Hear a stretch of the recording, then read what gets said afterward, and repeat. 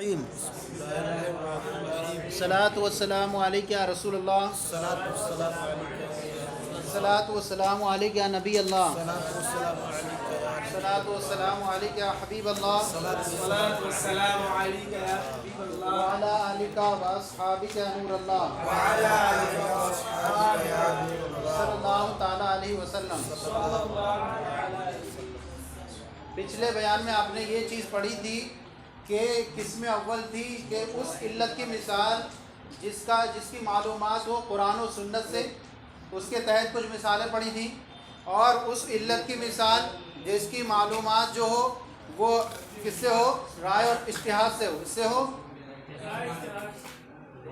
قرآن و سنت سے ہو اور اجماع سے ہو، یہ دوسری تھی۔ سنت وہ اسی میں شامل تھا، قرآن و سنت میں۔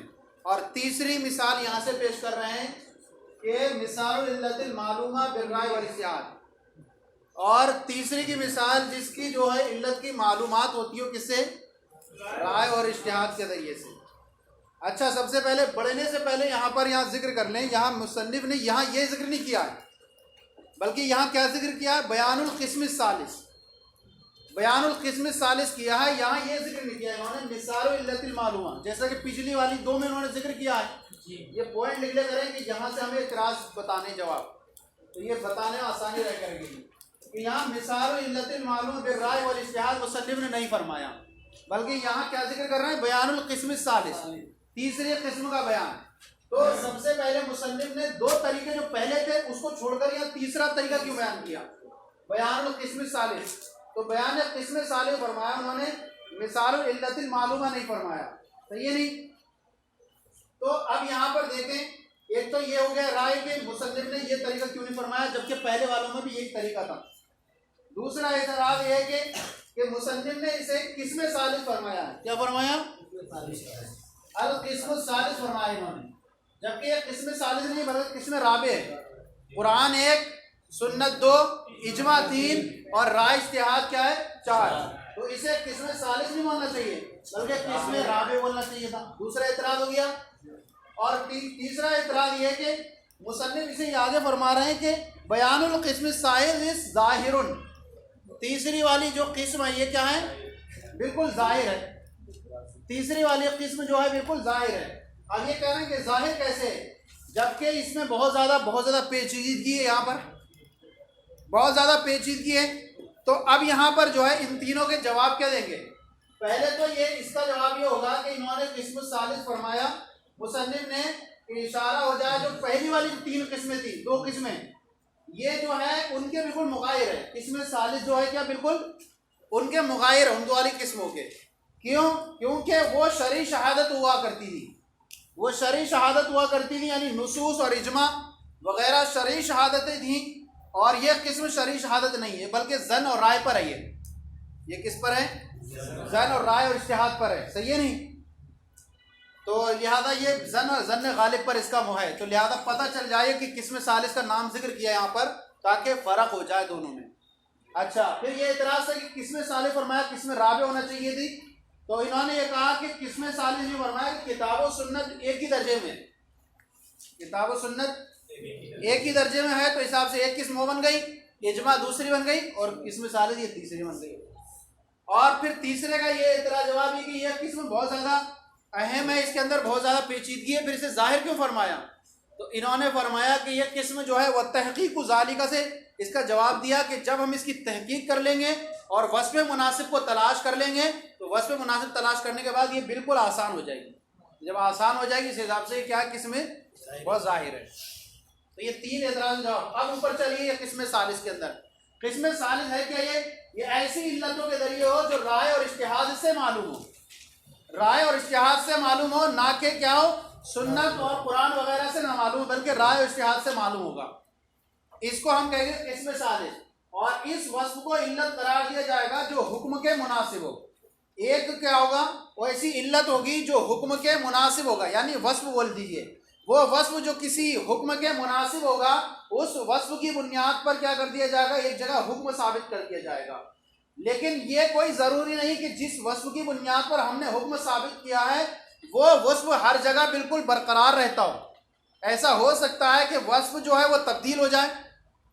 جب وہ وصف تبدیل ہو جائے ہو سکتا ہے اس کا وصف کی بنیاد پر ہم نے ثابت کیا ہو، اگرچہ اس کے علاوہ دوسرے اوصاف بھی اس کے پائے جا سکتے ہیں. اسی لیے انہوں نے کہا کہ مناسب کا مطلب یہ کہ حکم کا ترتب اس علت پر حصول منفعت کے لیے ہو یا دافع مضرت کے لیے ہو، اور اجماع کے موقع پر اس وصف کا اثر ظاہر بھی ہو چکا ہو. اب یہاں پر کہیں گے اور وہ وصف حکم کے مناسب ہو. وہ وصف کیا ہو؟ حکم کے مناسب ہو. اور یہ نسبت جو ہوگی وصف کے مناسب ہونے کے اعتبار سے ہوگی، نہ کہ شریعت کے اعتبار سے. یہ نسبت جو ہوگی ان کے درمیان رائے اور اجتہاد سے ہوگی. یہ نہیں ہوگا کہ شریعت نے اس کو لاگو کیا ہے، شریعت نے اس کا کوئی فیصلہ نہیں کیا ہوگا، بلکہ رائے اور اجتہاد سے ہم نے کسی وصف کو اس حکم کے مناسب مان لیا تو ہم نے یہ فیصلہ کر دیا. مثال کے طور پر کوئی انسان فقیر کو کوئی ایک درہم دیتا ہے. اب وصف مناسب ہم اس کا یہاں یہ سمجھ لیں گے کہ یہ وصف مناسب یہ ہے کہ یہ اس لیے دے رہا ہے فقیر کی حاجت روائی ہو، فقیر کی حاجت روائی ہو اور اسے جو ہے حصول ثواب حاصل ہو. یہی ہوتا ہے عام طور پر. ایک فقیر کو کوئی روپیہ دے گا تو اسے ہم یہی سمجھیں گے کہ اس حکم کا حکم لگانے کے لیے ہم کہیں گے کہ یہاں پر یہ دینا کا مقصد یہ ہے کہ فقیر کی حاجت روائی اور کیا ہو، ثواب حاصل کرنا. حالانکہ اس کے دوسرے مقاصد بھی پائے جا سکتے ہوں، مثلا وہ خوبصورت ہے یا وہ شہر کا باشندہ ہے یا کوئی اور رشتہ داری کے قرب اور پایا جا رہا ہے، لیکن دوسرے اوصاف بھی پائے جا سکتے ہیں یہاں پر. لیکن وصف مناسب جو حکم کے ہوگا اسی بنیاد پر ہم فیصلہ کر دیں گے وہاں پر. صحیح ہے نہیں؟ شریعت نے جس کو شریعت کی بنیاد پر نہیں ہوگا، رائے اور اجتہاد کی بنیاد پر فیصلہ ہوگا. تو وصف مناسب جو حکم کے مناسب ہوگا اسی وصف کی بنیاد پر ہم فیصلہ کر دیں گے اور اجماع کے موقع میں اس کا اثر بھی ظاہر ہو چکا ہو. مثال کے طور پر جیسے کہا گیا صغر، یہ علت ہے کہ تصرف کرنے سے عاجز ہے بچہ، اور کہا گیا کہ بچہ تصرف کرنے سے عاجز ہے لہذا باپ کے لیے اس کے مال کے اندر ولایت حاصل ہوئی، اور اس کا اثر یہ اجماع سے ظاہر ہو چکا ہے. اجماع ہو چکا ہے اس بات پر کہ بچے کے مال میں باپ کو کیا ہوتی ہے؟ ولایت تصرف حاصل ہوتی ہے. صحیح ہے نہیں؟ تو یہ کہنے کا مطلب یہ ہے کہ یہاں پر کوئی بھی ہم وصف ثابت کریں گے اس کے بہت سارے وصف ہو سکتے ہیں، لیکن جب ہم نے ظاہر کیا ہے اس وصف کو تو اس وقت وہی وصف موجود ہوتا ہوں، اور ہو سکتا ہے اس کے علاوہ اور اوصاف بھی پائے جاتے ہوں. پھر یہ بھی کہیں گے کہ یہاں پر ظن غالب جو ہوتا ہے، ظن غالب کی بنیاد پر کوئی مسئلہ ثابت ہوتا ہے، تو ظن غالب کی بنیاد پر مسئلہ اس وقت ثابت کریں گے جبکہ اس کے اوپر کی کوئی دلیل موجود نہ ہو. اس کے اوپر بھی کوئی دلیل موجود ہو تو وہاں پر حکم کیا ہے؟ ثابت نہیں کریں گے. ظن غالب کی بنیاد پر حکم، مثلا کوئی آدمی ایسا ہے جس کے قریب میں کوئی پانی ہے، جس کے قریب میں کوئی پانی، اسے پتہ ہے کہ پانی قریب میں ہوگا، تو اب یہاں پر جو ہے ظن غالب کی بنیاد پر اسے یہ تیمم کا حکم نہیں دیا جائے گا، اسے تیمم کا حکم نہیں دیا جائے گا، بلکہ کیا ہوگا؟ اسے پانی کو تلاش کریں. صحیح ہے نہیں؟ تو جب تک اوپر والی دلیل مفقود نہ ہو تب تک اس پر ظن غالب پہ فیصلہ نہیں کریں گے. ظن غالب کا فیصلہ اسی وقت کریں گے جب اوپر والی کوئی دلیل نہ ہو. اوپر والی دلیل مطلب قرآن و سنت یا اجماع والی کوئی دلیل موجود نہ ہو. اسی طرح کوئی انسان کسی پر قبلہ مشتبہ ہو گیا، اب پتہ نہیں کدھر قبلہ ہے، تو اب انسان کو اوپر اگر کوئی بتانے والا موجود ہے تو اوپر والی دلیل یہ موجود ہے، بتانے والا موجود ہے کہ بتا دے ادھر قبلہ ہے، تو پھر اسے تحری کرنے کی ضرورت ہی نہیں ہے. تو جب اوپر والی دلیل موجود ہوگی تو تحری کرنے کی ضرورت نہیں ہے. تو جب اوپر والی دلیلیں مفقود ہو جائیں تو یہ تحری کر کے اپنی نماز پڑھ سکتا ہے. تو حاصل اس میں اتنے میں یاد رکھنا کہ کوئی وصف جو حکم کے مناسب ہو اور پھر اسی کی بنیاد پر کیا ہے حکم ثابت کر دیا جائے گا، اور ہو سکتا ہے پھر اس کا کیا ہو دوسرا وصف بھی پایا جا سکتا ہو، کیونکہ ہم نے یہ فیصلہ کیا یہ رائے اور اجتہاد کی بنیاد پر ہوگا، شریعت سے اور سنت رسول وغیرہ سے اس کا فیصلہ نہیں ہوا ہوگا. دیکھیں اس کو ترجمہ دیکھ لینا پہلے صحیح کر کے. بیان القسم الثالث، تیسری والی قسم کا بیان. تیسری والی قسم کون سی؟ رائے اور اجتہاد. تیسری والی قسم کا بیان وهو القیاس بعلت مستنبط بالرائے، اور وہ قیاس ہے ایسی علت کے ذریعے سے جو رائے اور اجتہاد سے کیا ہو مستنبط ہو، یعنی ثابت ہوتی ہو. وہ ایسی قسم وہ قیاس کرنا ہے ایسی علت کے ذریعے جو رائے اور اجتہاد سے ثابت ہوتی ہو. کہہ رہے ہیں بیان القسم الثالث ظاہر، تیسری والے قسم کیا ہے؟ یہ ظاہر ہے. صحیح ہے نہیں؟ اعتراض ہوگا صحیح ہے نہیں کہ تیسری والے قسم ظاہر کیسے؟ اس کا جواب کیا دیا؟ وَالتَّحْقِيقُ ذَلِكَ سے. جب اس کے ہم تحقیق کر لیں گے تو یہ کیا ہو جائے گی؟ ظاہر ہو جائے گی. تو 3 اعتراض ہوں گے، 3 اعتراض کے جواب یہاں نکالنا ہے. تیسری والی قسم کیا ہے کہ وہ قیاس کرنا ایسی علت کے ذریعے سے جو مستنبت ہوتی ہے، ثابت ہوتی ہے رائے اور اجتہاد سے، یہ ظاہر ہے. وَالتَّحْقِيقُ ذَلِكَ، اور اس کی تحقیق یہ ہے اِذَا وَجَدْنَا وَصْفًا مُنَاسِبًا لِلْحُكْمِ، جب ہم کوئی ایسا وصف پائیں جو حکم کے مناسب ہو. جب ہم کوئی ایسا وصف پائیں جو حکم کے مناسب ہو. وَهُوَ بِحَالٍ، اور وہ وصف مناسب ایسے حال میں ہو، اور وہ وصف مناسب ایسے حال میں ہو یوجب ثبوت الحکمی، جو حکم کے ثبوت کو ثابت کرتا ہو، جو حکم کے ثبوت کو واجب کرتا ہو. وَيَتَقَاضَاهُ، اور کیا ہو؟ اور حکم کا تقاضا کرتا ہو.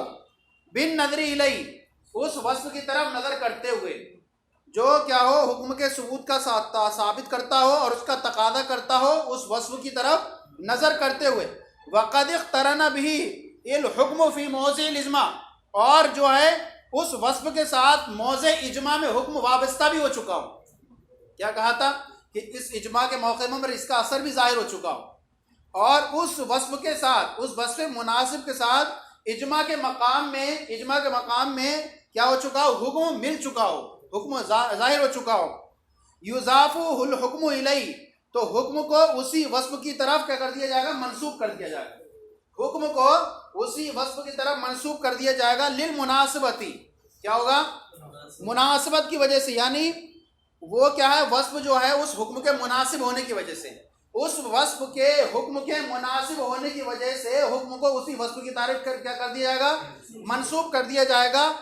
لا لشہادت الشرع، اس بنیاد پر نہیں کہ شریعت شہادت دے اس بات کی کہ بکون علتن، اس وصف کے علت ہونے کی شہادت شریعت دے، اس بات پر کیا ہے؟ منسوب نہیں کیا جائے گا، بلکہ رائے اور اجتہاد کی بنیاد پر. تو اب کیا نکل کے آیا ترجمہ؟ کہ حکم کی بنیاد پر کیا کر دیا جائے گا؟ کوئی وصف جو ہو حکم کے مناسب ہو تو اس بنیاد پر کیا کر دیا جائے گا؟ حکم ثابت کر دیا جائے گا، اس طور پر کہ وہ وصف جو ہے حکم کے مناسب ہے، اور اجماع کے مقام میں اس وصف کا اثر ظاہر بھی ہو چکا ہو. ایسی بنیاد پر کیا ہے؟ حکم کو اس کی طرف منسوب کر دیا جائے گا، کیونکہ یہ وصف جو ہے حکم کے مناسب ہے. اس بنیاد پر فیصلہ نہیں کیا جائے گا کہ یہ شریعت کی شہادت کی بنیاد پر ہے، کہ شریعت شہادت دیتی ہے اس بات کی کہ یہ کیا ہے؟ وصف اس کے مناسب ہے. اب یہاں پر وَنَظِيرُ، اس کی نظیر یہ اِذَا رَأَيْنَا شَخْصًا آتَى فَقِيرًا دِرْهَمًا، جب ہم کسی ایسے انسان کو دیکھیں جس نے کسی فقیر کو 1 درہم دیا، جب کسی ایسے انسان کو دیکھیں جس نے کسی فقیر کو کوئی درہم دیا. غلب علی الظنی، تو ظن غالب یہ ہے کہ ان الاعطاء لتفی حاجت الفقیر، کہ یہ دینا کیا ہے؟ فقیر کی حاجت کو پورا کرنے کے لیے، یہ دینا فقیر کی حاجت کو پورا کرنے کے لیے. و تحصیل مصالح ثواب، اور ثواب کی مصلحتوں کو حاصل کرنے کے لیے. حالانکہ اس کے دوسرے اور بھی وصف ہو سکتے ہیں کہ وہ کیا ہے؟ رشتہ داری کی بنیاد پر دے رہا ہو، قبیلے کا رشتہ دار ہے یا شہر کا باشندہ ہے، یا اور بھی دوسرے وصف ہو سکتے دینے کے. لیکن ہم دیکھ رہے ہیں فقیر کو دے رہا ہے، تو اس کا وصف مناسب یہی ہے کہ فقیر کی حاجت روائی کرنے کے لیے اور ثواب کی مصلحتوں کو حاصل کرنے کے لیے. اذا عرف هذا، جب یہ چیز جان لی گئی کہ حکم ثابت کیا جائے گا کس بنیاد پر؟ کہ کوئی وصف جو حکم کے مناسب ہو اور اجماع کے مقام میں اس کا اثر ظاہر بھی ہو چکا ہو. جیسے کہ آپ نے دیکھا وصف مناسب کیا تھا؟ صغر تھا بچے کے اندر، اور اجماع کے مقام میں اس کا اثر ظاہر ہو چکا کہ اجماع کے مقام میں تصرف ولایت سے عاجز ہونے کی بنیاد پر باپ کے لیے اس کے اندر مال کے اندر ولایت ثابت کر دی گئی. تو اذا عرف هذا، جب یہ جان لیا گیا، فنقول، تو ہم کہتے ہیں اذا رأينا وصفا مناسبا للحکم، جب ہم کوئی ایسا وصف دیکھیں جو حکم کے مناسب ہو. کیا؟ جب ہم کوئی ایسا وصف دیکھیں جو حکم کے مناسب ہو. وقد اقترن به الحکم فی موضع الاجماع، اور اس سے یعنی اس وصف سے کیا ہو؟ حکم مل چکا ہو. کس میں؟ اجماع کے مقام میں. اجماع کے مقام میں کیا ملا؟ صغر کے علت بتا دیا گیا نا اجماع کے مقام میں کہ صغر علت ہے کس کے؟ تصرف میں، مال میں تصرف کرنے کی. کہ ہم کسی ایسے وصف کو دیکھیں جو حکم کے مناسب ہو، حالانکہ اس کے ساتھ حکم مل چکا ہو اجماع کے مقام میں. یغلب الظن باضافت الحکم، تو ظن غالب اس بات کا ہوگا کہ بِإِضَافَةِ الْحُكْمِ إِلَى ذَلِكَ الْوَصْفِ، تو حکم کی منسوب کر دیا جائے اس وصف کی طرف. تو ظن غالب اس بات کا ہوگا کہ حکم کو منسوب کر دیا جائے کس کی طرف؟ اس وصف کی طرف. وَغَلْبَةُ الظَّنِّ فِي الشَّرْعِ تُوجِبُ الْعَمَلَ، اور غلبہ ظن جو ہوتا ہے وہ عمل کو واجب کرتا ہے اپنے اوپر والی دلیل کے مفقود ہونے کے بعد. کیا کہا تھا ابھی؟ کہ غلبہ ظن کی بنیاد پر حکم ثابت کر دیا جائے گا، جبکہ اس کے اوپر کی جو دلیلیں ہیں، قرآن ہے، سنت ہے، اجماع ہے، ان کے اوپر کی دلیل نہ ہو تو ظن غالب کی بنیاد پر کیا کر دیں گے؟ حکم ثابت کر دیں گے. اور غلبۃ الظن فی الشرع، اور غلبہ ظن جو ہے شریعت میں عمل کو واجب کرتا ہے اس کے انعدام ما فوقہ من الدلیل، اس کے اوپر کی دلیلوں کے معدوم ہونے کے وقت. بمنزلۃ المسافر، جیسے کہ مسافر کے درجے میں، اذا غلب علی ظنی، جب اس کا ظن غالب یہ ہو کہ انا بقربہ ماء، کہ اس کے قریب میں کہیں کیا ہے؟ پانی ہے. کیا ہے؟ اس کے قریب میں پانی ہے. لم یجوز لہ التیمم، تو اس کے لیے تیمم کرنا کیوں؟ کیونکہ ظن غالب یہاں پر یہی ہے کہ پانی ہے، تو اب تیمم کرنا اس کے لیے کیا ہوگا؟ جائز نہیں ہوگا. کیونکہ یہاں پر مسافر کے لیے جب ظن غالب ہو کہ اس کے قریب میں کہیں پانی ہے تو اس کے لیے تیمم کرنا جائز نہیں ہوگا تحری کر کے، کیونکہ پانی کو تلاش کرے پہلے، اس کے اوپر کی کوئی دلیل موجود ہونے کی بنیاد پر. وعلی ھذا مسائل التحری، اسی بنیاد پر تحری کے مسائل ہیں. تحری کے مسائل تو دیکھیے اس کے اوپر کا جو ہے وہ کیا ہے؟ یہاں پر اس کے اوپر کی دلیل موجود تھی کہ اس کے قریب میں کوئی پانی ہو، تو یہاں پر کہا گیا شریعت نے کہ جب قریب میں کوئی پانی ہو تو وہاں پر ظن غالب بنیاد پر تیمم کا حکم نہیں دیا جائے گا، بلکہ کیا ہے؟ اس کے اوپر یہ دلیل موجود ہے کہ آپ کے قریب میں پانی ہے تو پانی تلاش کرو، پانی مل جائے تو اس سے وضو کر کے نماز پڑھو. یہ ہے نا تحری. تو بعد میں مسئلہ آئے گا نا جب اس کے اوپر کوئی دلیل نہ ہو، تو دلیل جب موجود ہے اس کے قریب میں کوئی پانی ہے تو پانی کو تلاش کرے، پانی مل جائے تو صحیح ہے، ورنہ پھر کیا کرے؟ وہ تیمم کر کے نماز پڑھے. اسی طرح تحری کے مسائل ہیں کہ تحری کے مسائل یہ ہیں کہ انسان اگر قبلہ اس پر مشتبہ ہو جائے، انسان پر قبلہ مشتبہ ہو جائے اور اسے پتہ نہ چلے کہ قبلہ کدھر ہے، تو اس کے اوپر کی دلیل کیا ہے؟ کوئی انسان بتا دے اسے آ کر کے قبلہ ادھر ہے. تو جب یہ موجود ہو تو تحری کرنے کی ضرورت ہی نہیں. اب اگر کوئی انسان بھی نہیں ملتا ہے تو ساری دلیلیں مفقود ہو گئی اوپر والی، اب اس کے لیے کیا ہوگی؟ تحری کر کے نماز پڑھیں. وعلی ھذا مسائل التحری، اور اسی پر کیا ہے؟ تحری کے مسائل ہیں. اب حکم ھذا القیاس، اس قیاس کا حکم کیا ہے؟ اس قیاس کا حکم یہ ہے کہ آپ نے کیا کیا تھا؟ مقیس اور مقیس اہلِ کے درمیان ایک وصف مناسب لے کر کے آئے تھے. صحیح ہے نہیں؟ وصف مناسب کیا تھا؟ ایک وصف مناسب لے کر کے آئے تھے جس کی بنیاد پر آپ نے حکم ثابت کر دیا تھا.